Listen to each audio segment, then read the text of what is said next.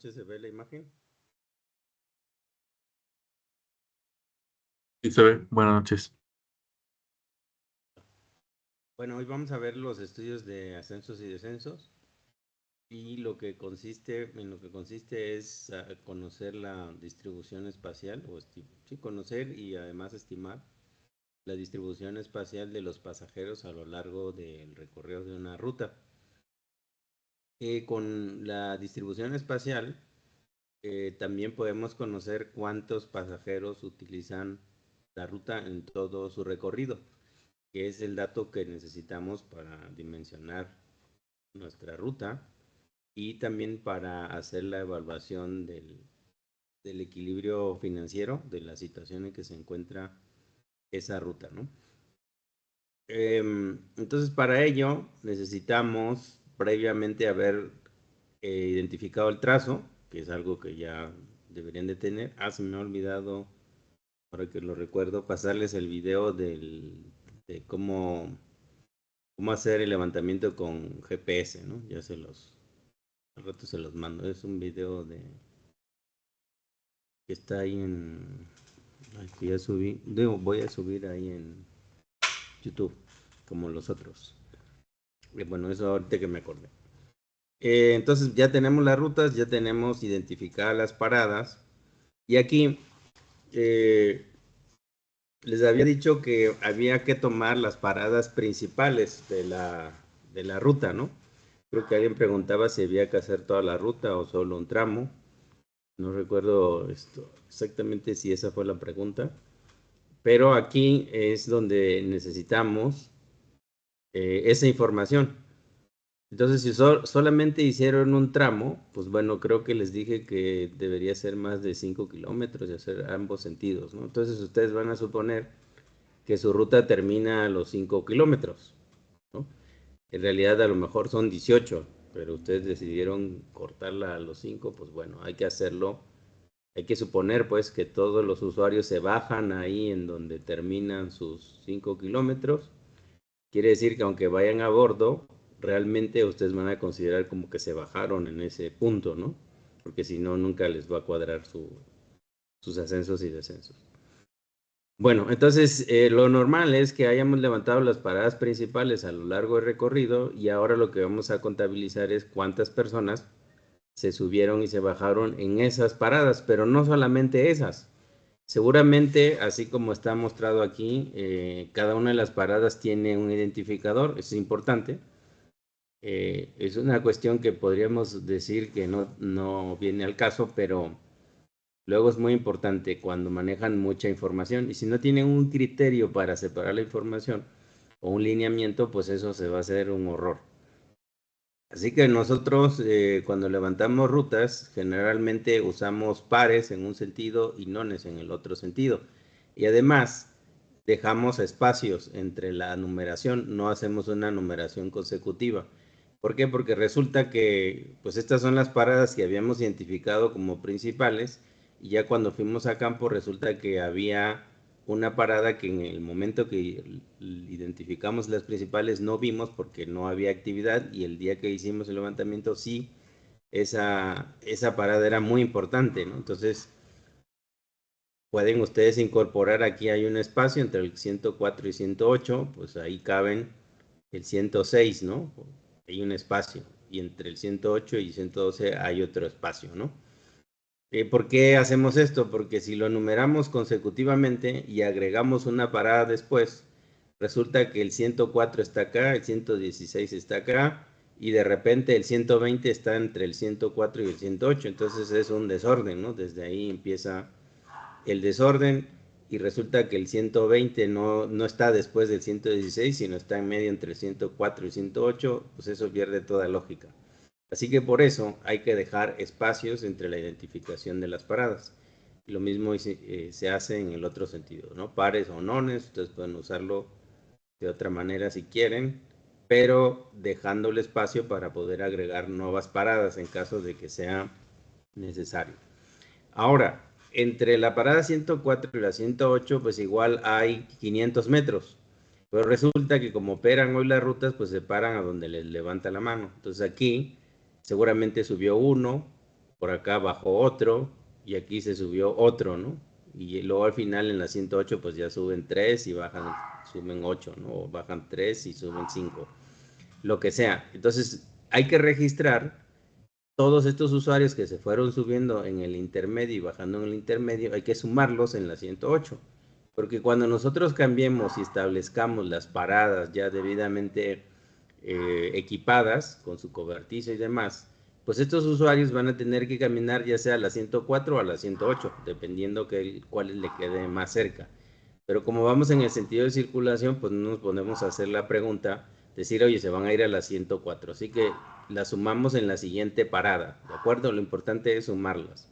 Así que los que aquí se bajó uno, pues ya van contando uno que se bajó, 3 que se bajaron, 4, 2 que se bajaron, 6 y 6 que se bajaron aquí ya son 12. Entonces van a poner en su registro que se bajaron en la 108 12 personas y lo mismo hacen con los que se subieron a lo largo de ese tramo.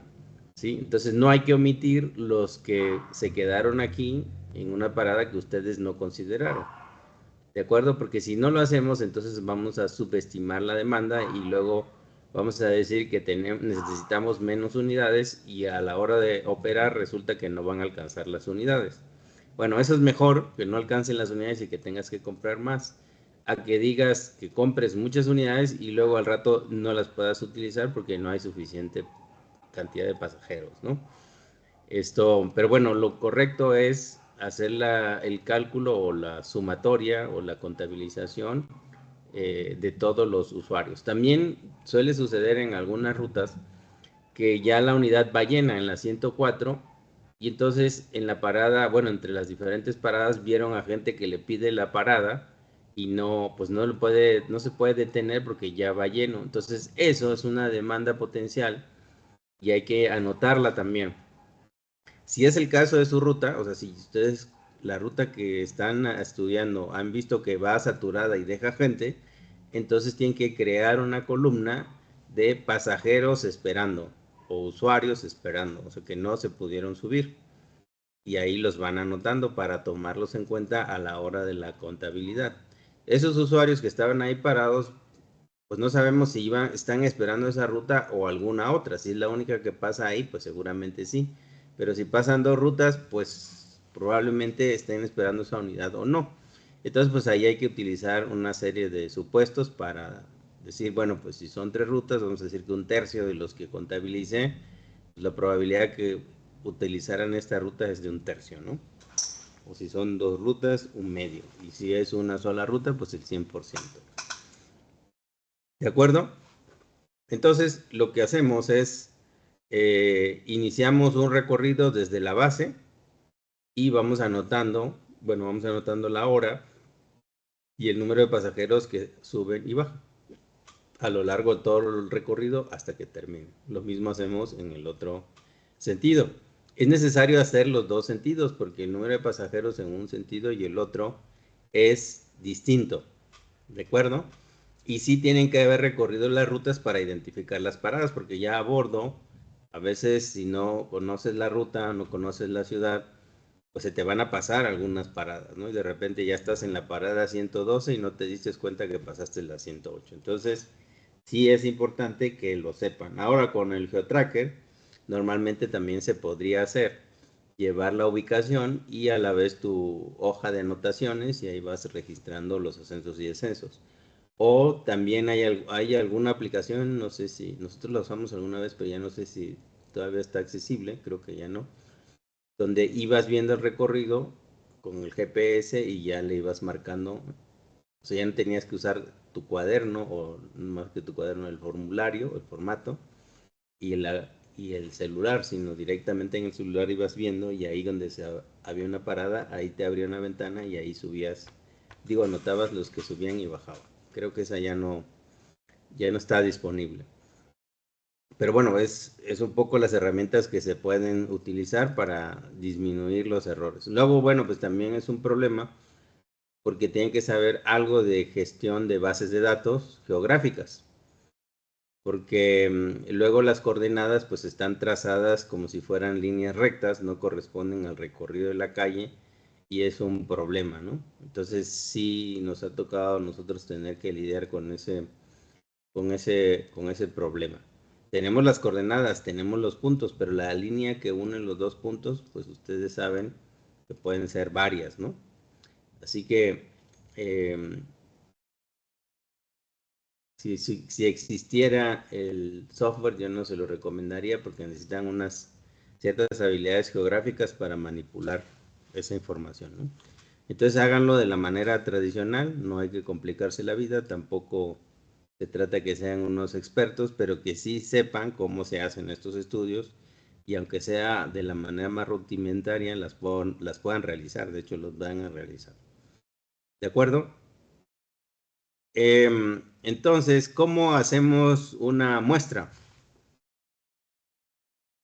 Bueno, pues aquí sí tenemos una variable bien definida, que es el número de vueltas, y lo podemos diferenciar por recorridos o por derroteros. Un recorrido, pues es un sentido, un origen y un destino. Bueno, el inicio y el fin de la ruta y un sentido. Ese es un derrotero o un recorrido. Así que tenemos que hacer recorridos en ambos sentidos para completar el ciclo.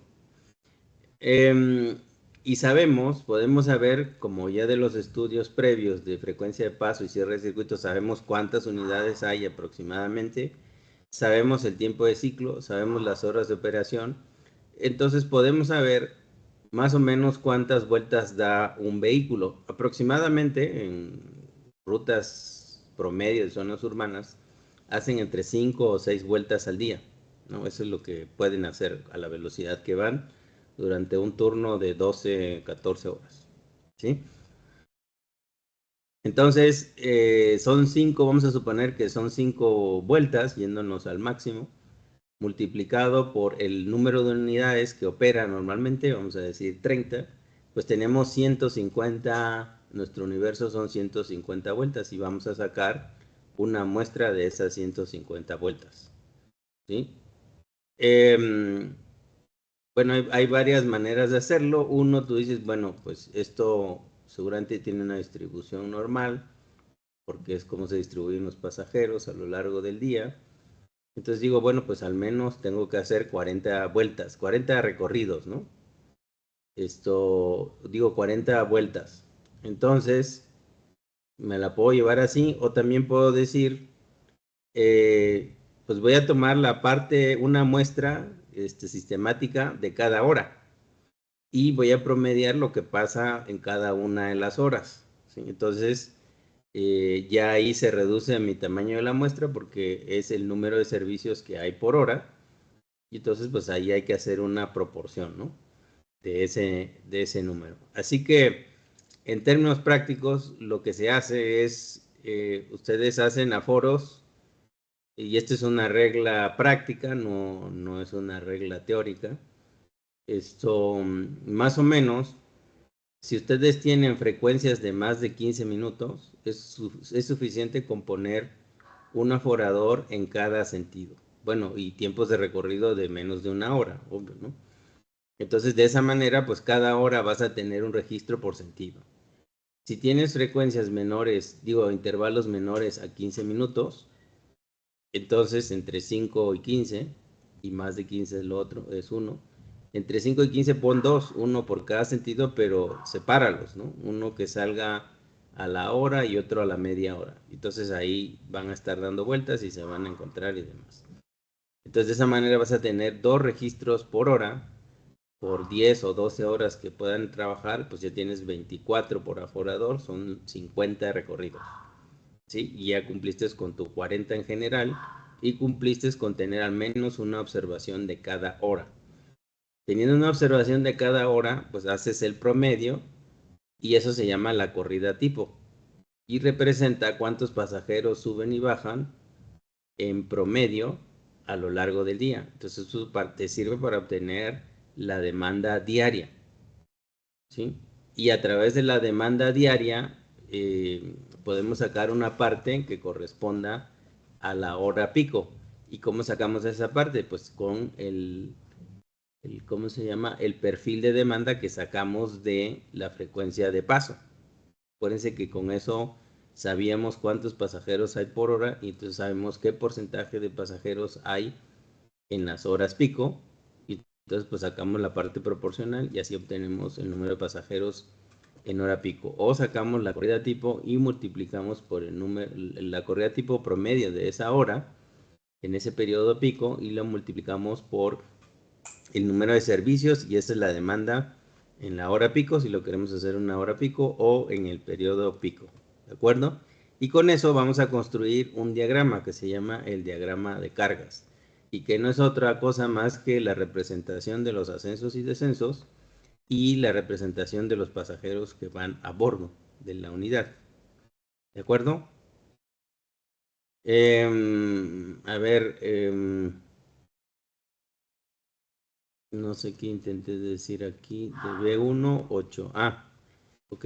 Esto lo que está representado abajo es parte de la muestra, ¿no? Y ahí dice, bueno, en la vuelta 1, entre A y B, hubieron 8 pasajeros. En la vuelta 2, que fue a otra hora, pues hubieron 11 pasajeros. Y en la vuelta 3, hubieron 15. Así que yo lo que hago es, saco el promedio de todas las observaciones durante el día y esa va a ser mi corrida tipo. Y luego también saco el promedio por cada una de las paradas de ascensos y descensos y voy a sacar cuántos suben y bajan y luego tengo que equilibrar que los que suban sean igual a los que bajan. Pero bueno, ahora explicaré esa parte. ¿Hasta aquí tienen alguna duda?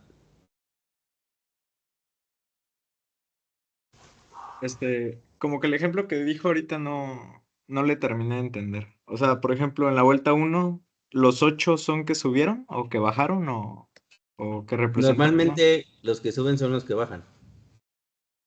Entonces tú nada más cuentas o los que suben o los que bajan. O sea, tú tienes que contar ascensos y descensos porque necesitamos ese dato por parada. Ahora les voy a mostrar lo del diagrama de cargas. Entonces sí necesitas tomar los que suben y los que bajan. Pero al final del recorrido, en un recorrido, los que se subieron debe ser igual a los que se bajaron porque nadie continúa en el recorrido de vuelta. O sea, nadie se sube en el autobús para volver a regresar. Normalmente vas en un sentido, te bajas en algún punto, haces tus quehaceres y luego cambias de sentido y regresas en otra hora, en otro momento, en el sentido contrario, ¿no? Pero no en en el mismo servicio, ¿sí? Ah, Entonces, ya. por eso los que suben es igual a los que bajan. Sí. O sea, bien se pudiera decir que igual es como el número de usuarios en la vuelta, ¿no? Algo Así así. es. Ujú. Ah, vale. Perfecto. Gracias. Sí, y aquí lo vamos a ver más ilustrativamente, ¿no? Este es el formato de, o bueno, sí, una tabla de lo que se registra, ¿no? La hora, la calle donde inicia la parada de referencia, calle más bien calle por donde circula y calle con la que intersecta, y eso nos da la esquina de una parada. Y ahí ponemos pues los que suben y los que bajan, ¿sí? Eso lo podemos poner simplemente como un número, como está en la primera fila, o podemos llevar un registro con palitos, ¿no? Y el quinto lo rayan y ya son 5, ¿no? Como ustedes mejor les acomoden, ¿no? Me refiero en el formato. Ya si utilizan un formato en electrónico, pues obviamente que solo van a poder colocar el número, ¿no? Entonces sí es necesario llevar algún apoyo porque si la distancia entre las paradas es larga y hay muchos ascensos y descensos, pues a lo mejor no les alcanzan los dedos de la mano para ver cuántos se suben y cuántos se bajan. Con la mano izquierda cuentan los que suben y con la derecha los que bajan. Y si son más de 5, pues ya no les alcanzarán los dedos, ¿no? Otra manera de hacerlo, si hay mucha afluencia entre dos paradas, es a través, se llaman contadores de bultos. Bueno, su nombre lo dice, ¿no? Son estos que usaban antes para contar pues, los bultos de la carga, de vehículos de carga. Y simplemente le vas apretando, hay unos electrónicos, hay unos manuales, le vas apretando y cada vez que le aprietas, pues te va contando. Entonces ya no tienes que tener en mente cuántos van, sino tú simplemente le vas dando y en el momento que quieras hacer el corte, pues miras la carátula y ya te dirá pues cuántos eran. Entonces, puedes llevar dos, uno en cada mano, cuestan como 30 pesos, ¿no? Sí, es muy complicada su ruta, pero normalmente con los dedos de la mano lo pueden llevar, ¿no? ¿Sale? Entonces, este es el formato de registro y así ponemos los que suben y los que bajen. Déjame ver. Bueno, se los voy a mostrar en un ejemplo, en una base de datos ya completa. ¿Cómo se genera el diagrama de... No sé si lo traigo más abajo.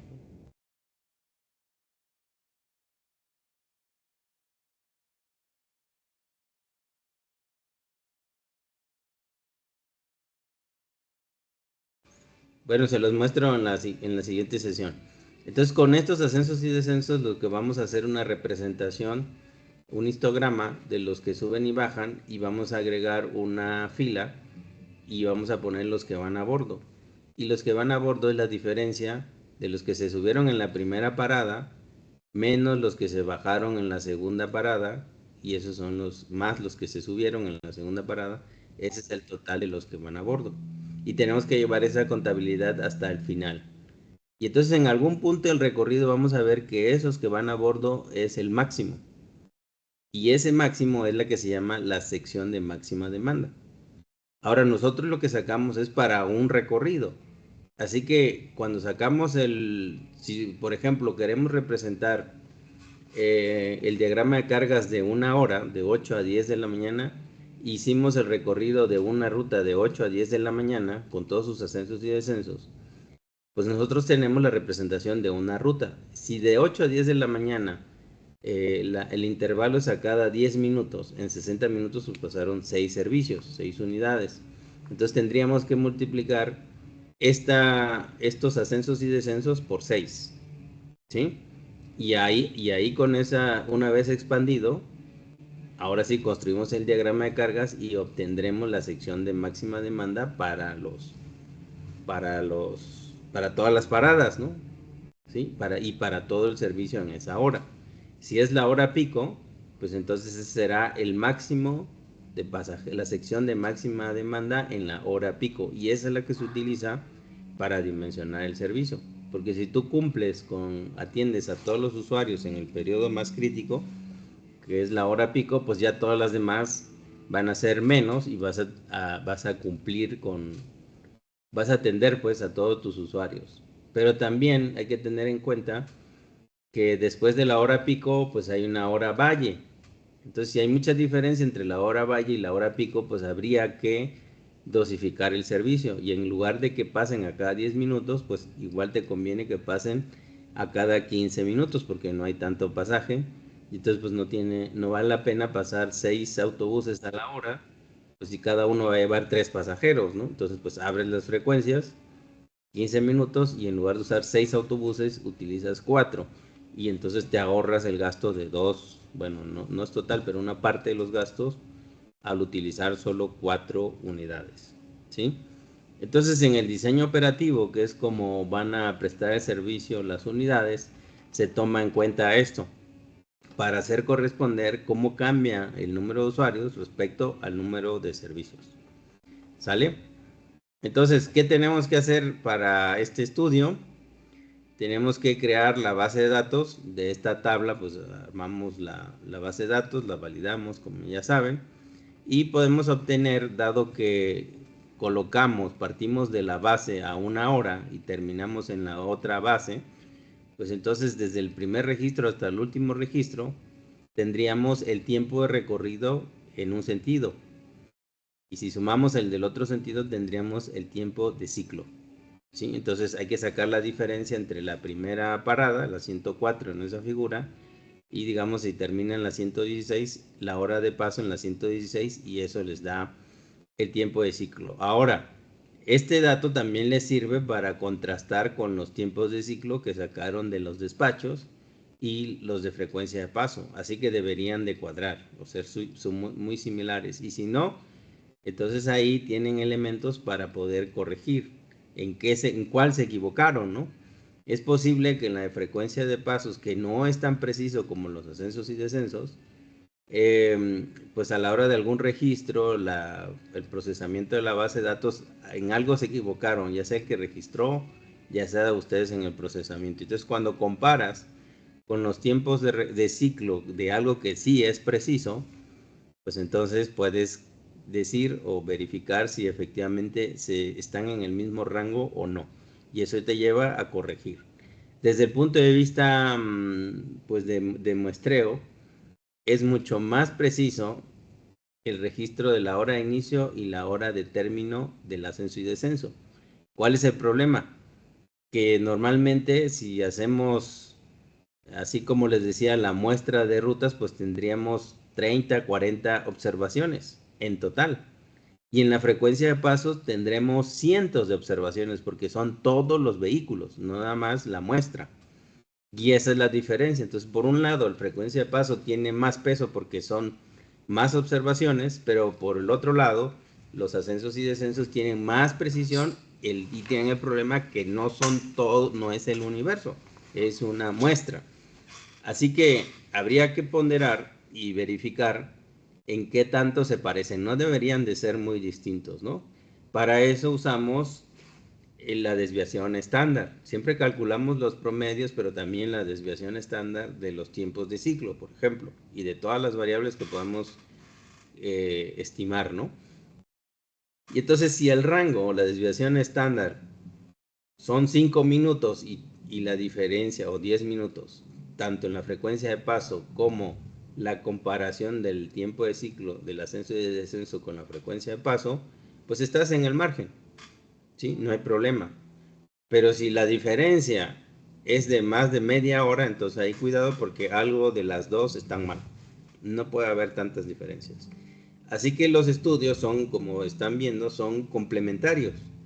Entonces unos permiten eh, apoyar a los otros para obtener el valor real, ¿no?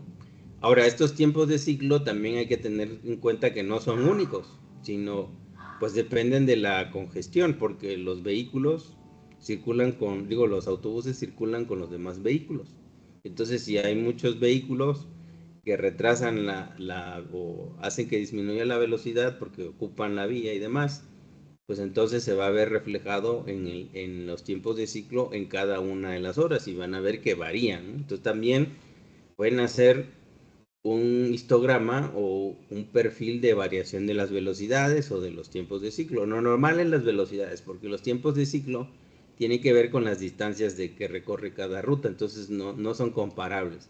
Es más comparable la velocidad, así que con eso pueden ver si las velocidades más o menos se parecen entre las rutas, que obviamente deberían de seguir un recorrido similar. Si ustedes comparan las rutas transversales con las longitudinales, por supuesto que no tienen nada que ver y no tienen por qué parecerse, ¿no? Y ustedes intentan que eso se parezca, pues nunca se va a parecer, ¿no? ¿De acuerdo? Luego, en el paso número 3, obtenemos la corrida tipo y el número de usuarios por ruta.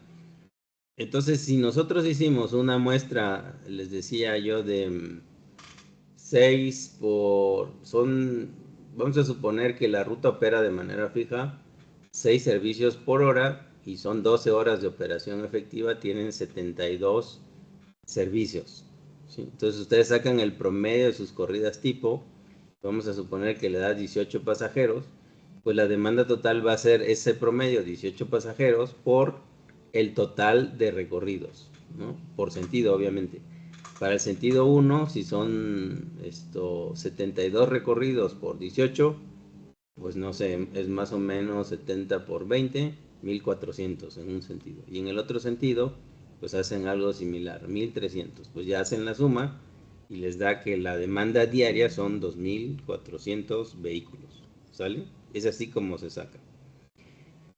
Sacan la demanda total y digo la corrida tipo, perdón, para estimar la demanda total y luego sacan la corrida tipo que es el promedio de todos los recorridos que hicieron por sentido y sacan el diagrama de cargas que les digo representar los ascensos y descensos y los pasajeros a bordo y con eso obtienen su diagrama de cargas y al punto donde haya más usuarios en el recorrido, pues ese va a ser la sección de máxima demanda para la hora, ¿no? Hay que expresarlo generalmente en términos de hora, en la hora pico, en la hora valle, como ustedes lo quieran analizar. ¿De acuerdo? quizás esto quede más claro con el ejemplo, ¿no? Mañana, sí, mañana vamos a vamos a explicar pues las bases de datos y vamos a procesar una base de datos, sí creo que tengo por ahí una real, y entonces vemos ahí cómo salen los resultados, ¿no? O sea, ya va a ser algo mucho más práctico, ¿de acuerdo? Esto es como la parte del marco teórico, ¿de acuerdo? ¿Tienen aquí alguna pregunta? Mañana es jueves, entonces sí va a haber, o... Ay, sí, cierto.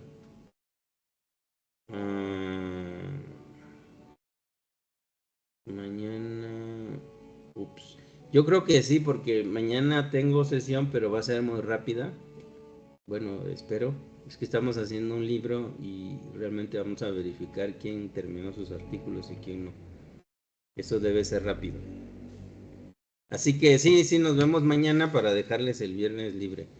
Y ya pues, a partir de pues ya a partir de esta, de hace la semana pasada, esta y las que siguen, yo ya tengo clases de maestría los viernes y sábados en las tardes, entonces no va a poder estar los viernes.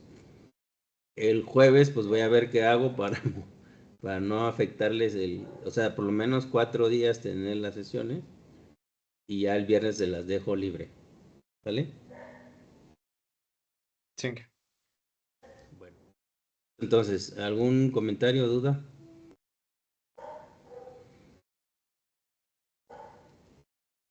Nada. Bueno, pues nos vemos mañana. Hasta mañana. No, Sí, mañana. Sí, bueno, mañana vamos a ir viendo los ejemplos para que ustedes puedan trabajar el viernes, ¿no? De manera sincrónica con sus levantamientos. Nos vemos mañana. Gracias. chao. Gracias. Bye.